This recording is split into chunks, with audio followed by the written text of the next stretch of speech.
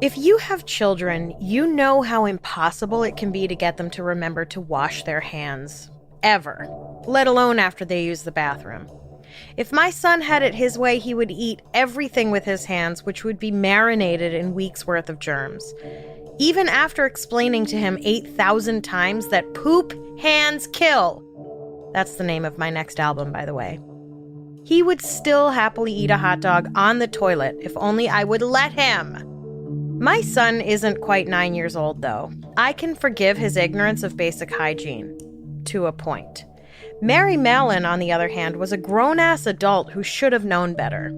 And despite being told many times to wash her goddamn hands after using the shitter and before going back to work in the kitchens of wealthy families, she, for whatever reason, refused. As a result, she left scores of really sick people in her wake, killing a few along the way, and was forever dubbed Typhoid Mary. Welcome to Strange and Unexplained with me, Daisy Egan. I'm a writer and an actor who is eating sushi while writing this episode and can only hope the chef in whose hands my life sits thought to wash them thoroughly. Today, we'll go on a gut-churning journey through the turn of the century as a working-class Irish immigrant seeks her fortune in New York City, leaving behind her a trail of contagion and death.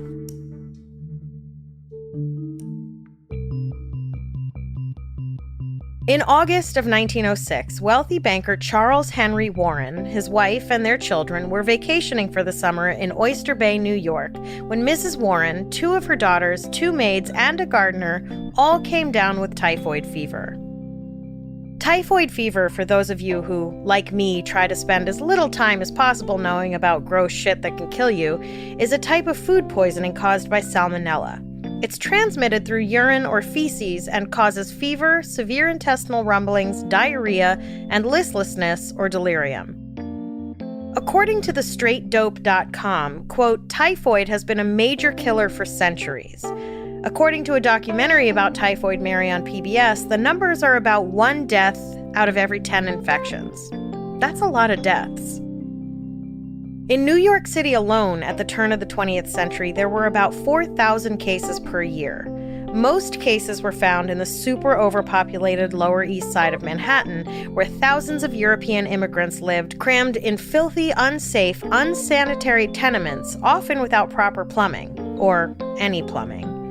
When I say the living conditions down there were deplorable, I mean they were truly Dickensian.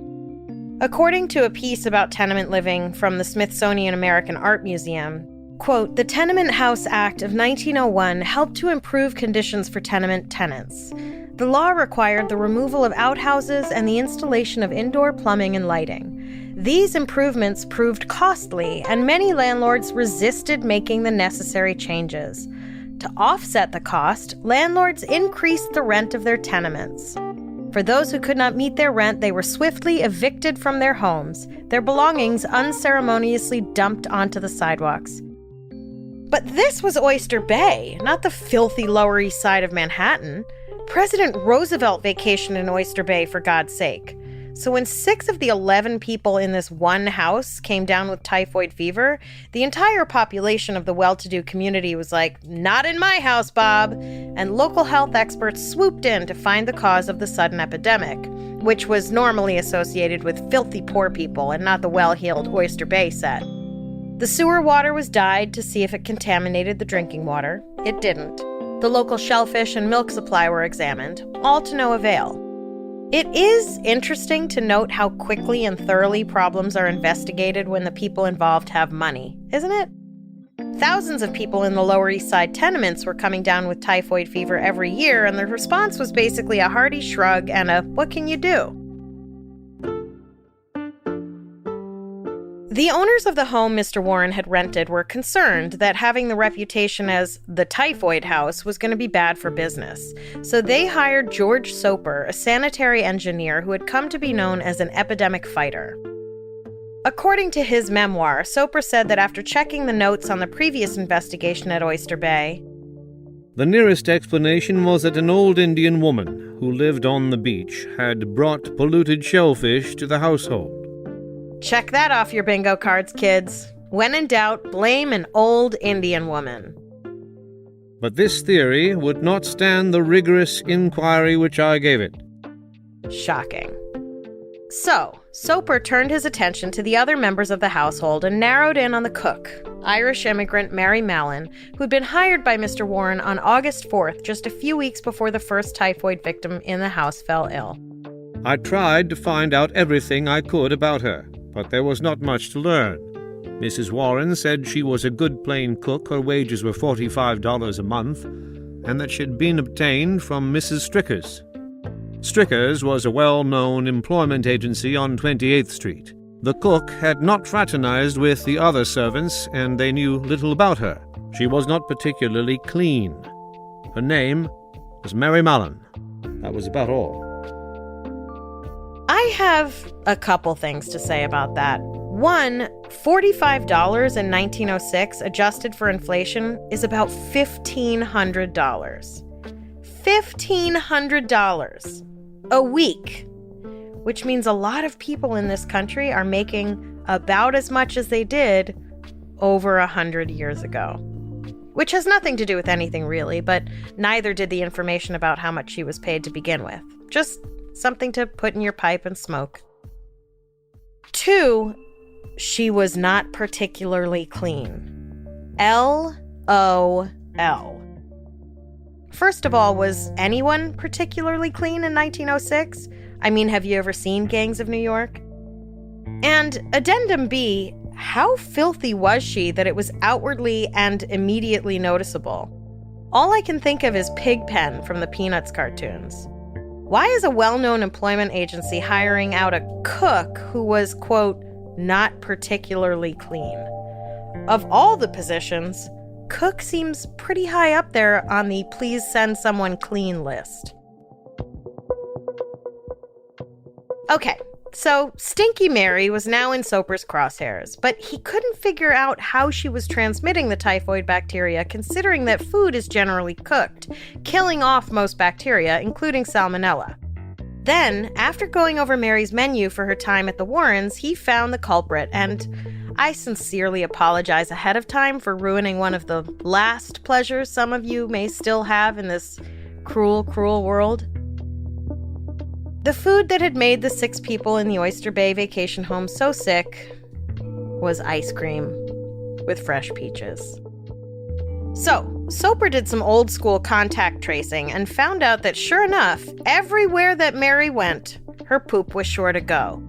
Soper found no fewer than 7 families Mary had cooked for who had experienced sudden, inexplicable outbreaks of typhoid while Mary was cooking for them. In each case, Mary pieced out shortly after everyone got sick. To be clear, it's not like Mary knew she was the cause of the illnesses. She had no idea she was a one-woman salmonella factory. It's not like she was some comic book villain who was like, ha ha ha, I have struck again. But it does beg the question, why did she always seem to quit shortly after her employers got sick? And did she at any point even notice that people around her seemed to get the shits pretty frequently? Like, did that cross her mind at all?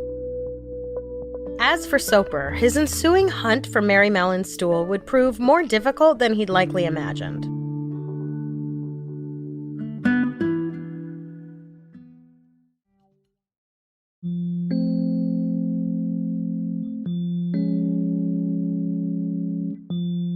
Four months after the Oyster Bay affair, Soper tracked Mary down, cooking for a wealthy family on Park Avenue. I don't know if he attempted to speak to her somewhere more private or ask if he could set up an interview with her, but their meeting ended up taking place in the kitchen of the family she was working for, and it basically went like this. Are you Mary Mallon? Who's asking? I'm an infectious disease expert, and I believe you've been making people ill and killing people with your pee-pee-poo-poo hands. W-U-T. What? I'm going to have to collect some of your poop in this jar, if you wouldn't mind.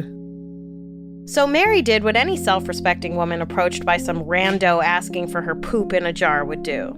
She picked up a carving fork and chased him out of the house.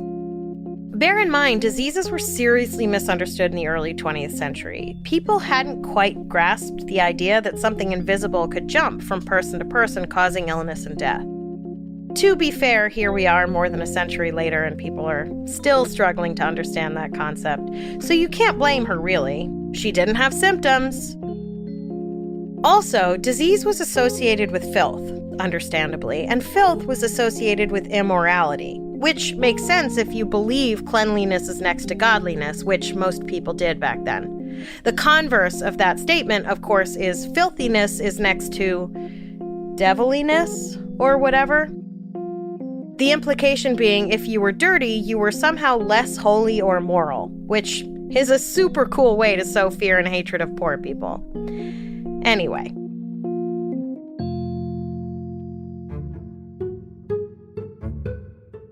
Soper figured out where Mary lived and brought an assistant with him one night where they waited at the top of the stairs by her boarding house door for her to come home. When Mary got home, she saw this fucking guy again, and she was not pleased. When he again asked her to poop in a jar, she unleashed a torrent of slurs at him and his assistant as they fled back down the stairs away from her. Soper then somehow found out that Mary would be switching jobs soon and was worried he would lose track of her, so he reported her to the health department. And recommended that Mary Mallon be taken into custody. I wanted to have her excretions examined by Dr. William H. Park at the department's research laboratory.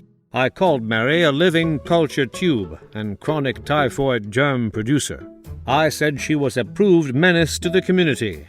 It was impossible to deal with her in a reasonable and peaceful way, and if the department meant to examine her, it must be prepared to use force, and plenty of it.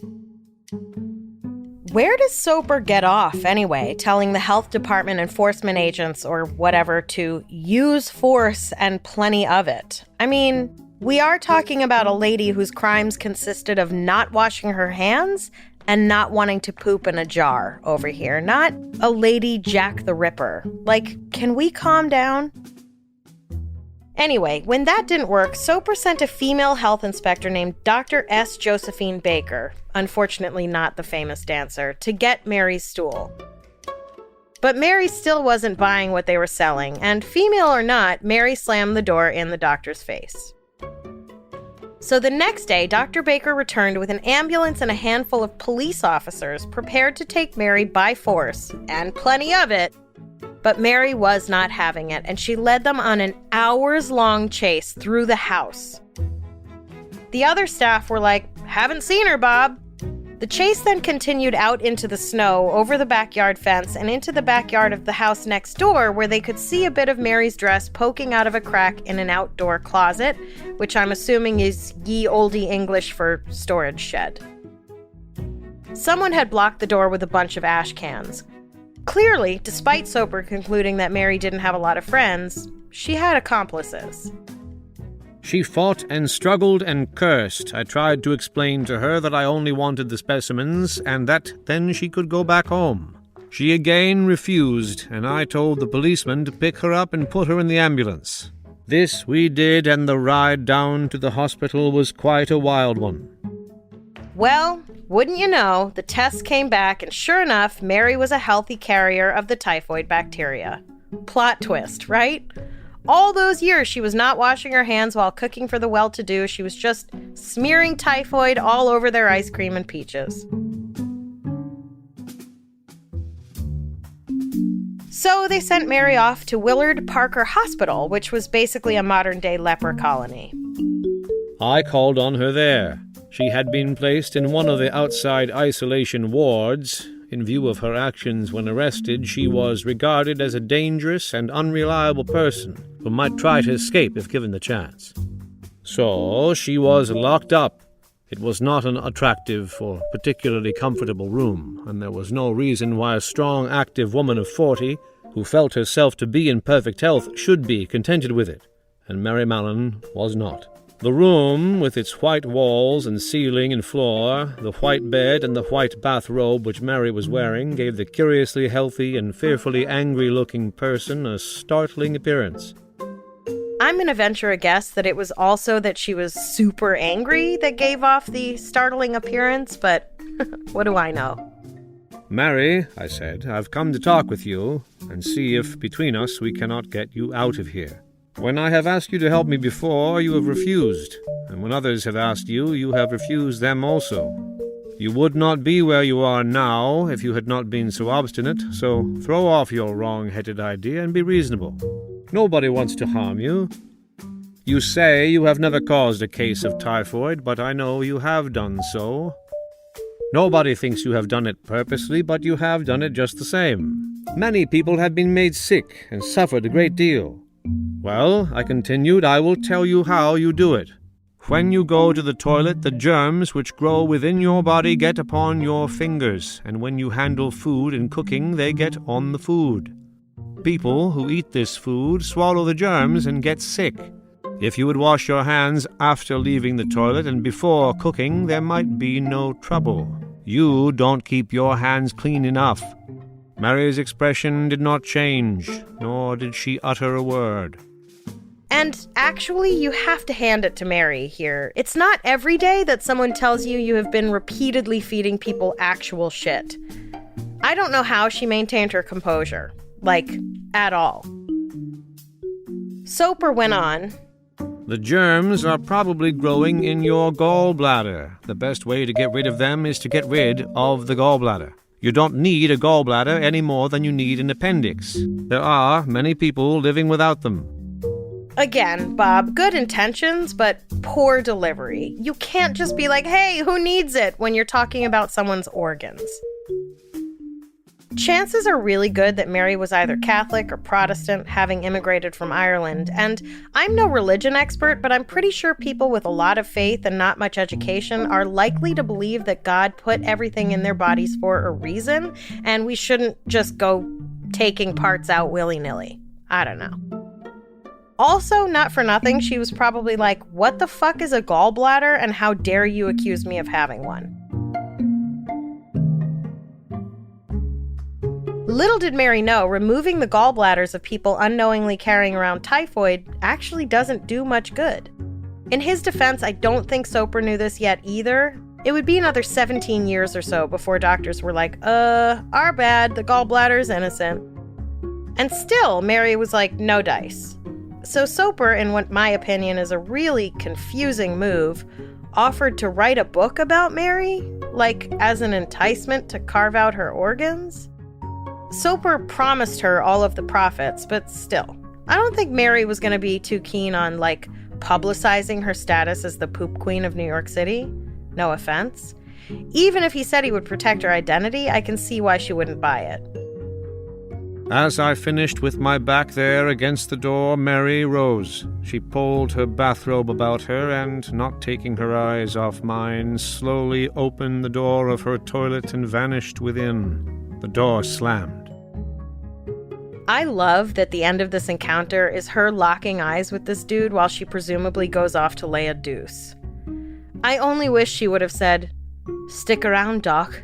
I'll make you some of my famous ice cream and peaches."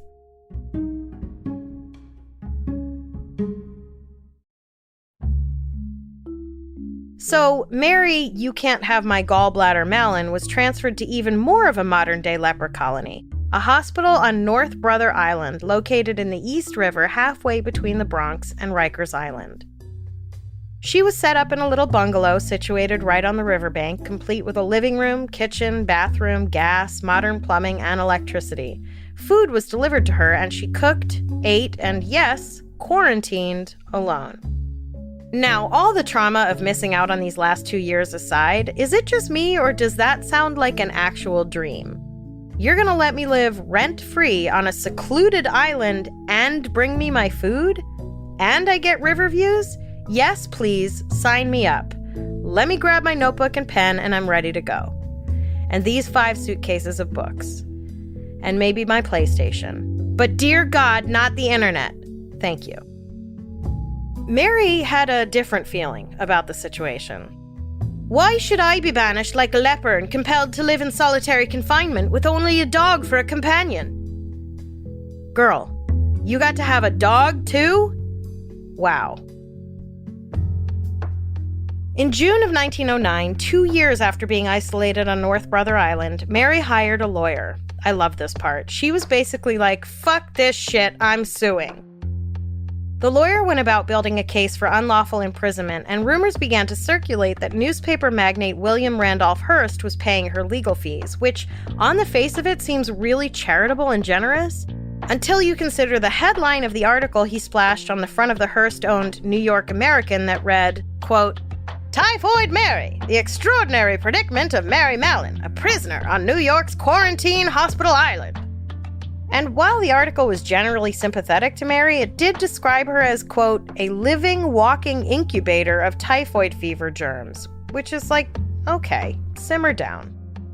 But even worse was the accompanying full-page drawing of Mary cooking, wait for it, a bunch of tiny human skulls in a skillet. I literally cannot. Sometimes people ask me why I'm so angry. From now on, I'll just refer them to this episode.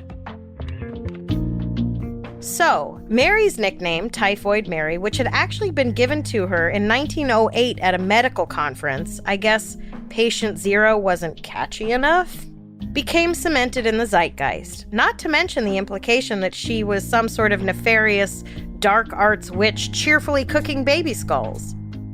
In the article, bacteriologist Dr. William Park admits that while 50 other patients have been identified as healthy carriers of typhoid, only Mary was kept in quarantine. To be fair, the other 49 people weren't cooks, and not for nothing, probably had better hygiene habits than our friend Mary.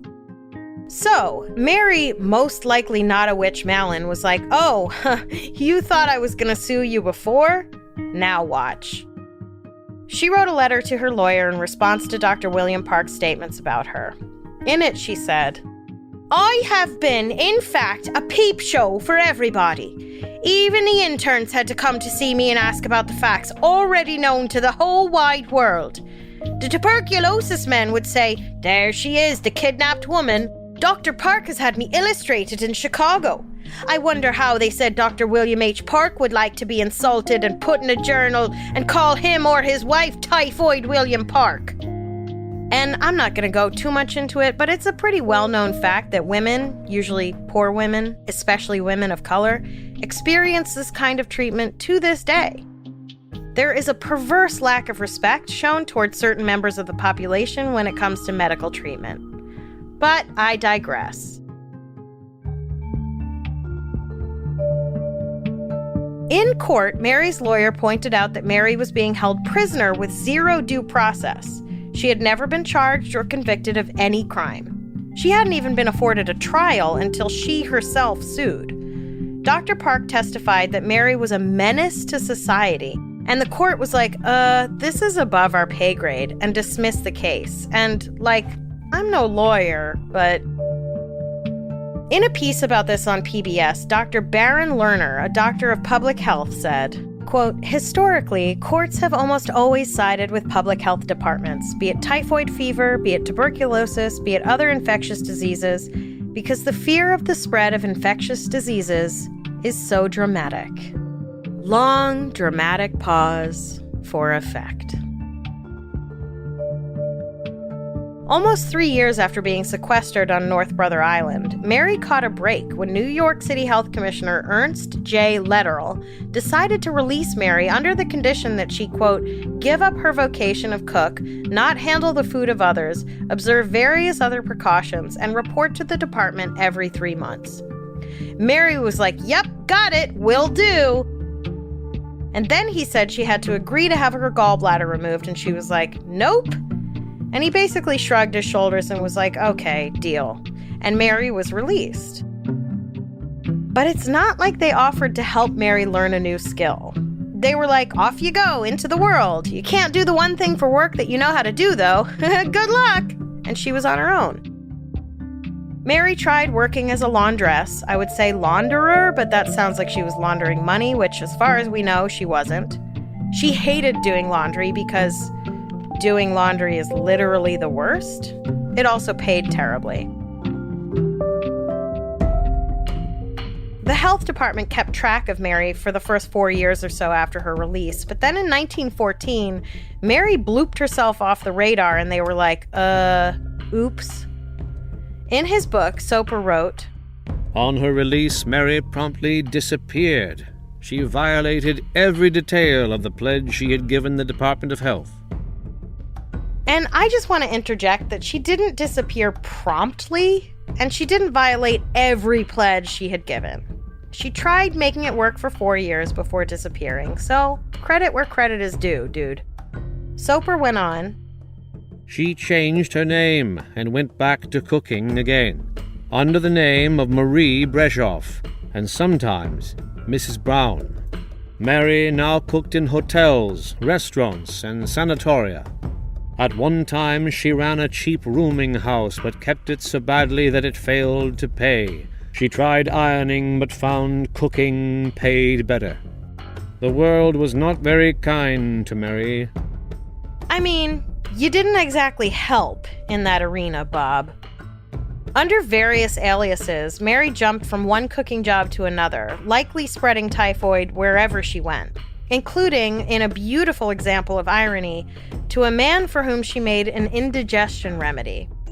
Yet, instead of feeling better after Mary's health tonic, he too ended up in the hospital with typhoid.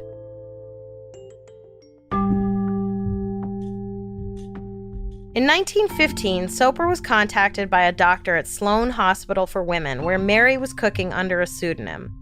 More than 20 people had gotten sick during Mary's time, and some of the staff had jokingly started referring to her as Typhoid Mary, not knowing that she actually was Typhoid Mary.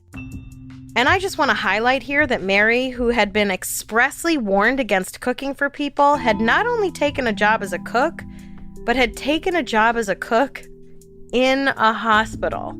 I mean, that takes guts. So, once again, Mary was arrested and taken to North Brother Island to live the rest of her life in relative solitude. And it seems like at this point she basically resigned herself to her fate, probably because she went back out into the real world where she had to try to make a living without doing the things she knew how to do best, albeit without washing her hands before doing it, and realized that living rent-free without having to work and having your food brought to you is nothing to look down your nose at. It never seemed like she had many friends at all, and she had no family, so it's not like she was some wild and crazy extrovert for whom solitude would be a particularly cruel punishment. Still, though. At the end of all this, Mary infected an estimated 122 people, 5 of whom died. At the turn of the century, bacterial and viral infections and foodborne illnesses were at an all-time high. These types of illnesses remain a danger even today, but my, how things have improved where sanitation and hygiene are concerned.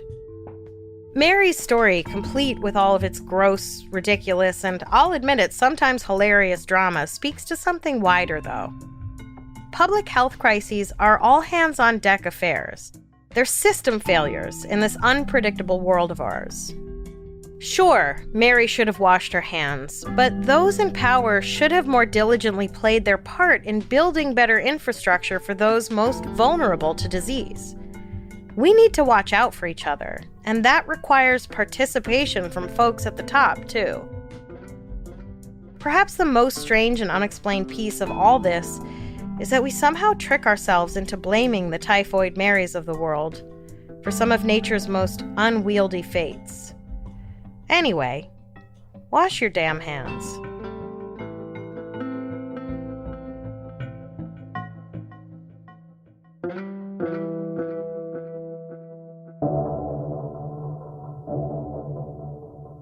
Next time on Strange and Unexplained, we'll take a trip to the happiest place on Earth to discover what darkness lurks just beneath the shiny facade at Disney's theme parks. We have a lot of fascinating and bizarre stories to share with you this season, but we want to hear your episode suggestions as well. If you have an idea for something we should cover, whether it's a well-known case or something that happened in your town that the world hasn't heard about yet, go to our website, strangeandunexplainedpod.com, and fill out the contact form. Strange and Unexplained is a production of the Obsessed Network and is produced by Becca DiGregorio and Natalie Grillo. This episode was written by me, Daisy Egan, edited by Eve Kerrigan, and researched by Jess McKillop. Our audio editor and mixer is Jennifer Swatek. Our voice actor for this episode was Luther Creek. Our social channels are run and managed by Amy Sapp. A complete list of our sources for each episode is available on our website. If you like our show, help us out by rating and reviewing us on Apple Podcasts. Follow us on Instagram and Twitter. We are at SNUpod, and check out the Strange and Unexplained with Daisy Egan Facebook group to join in the conversation.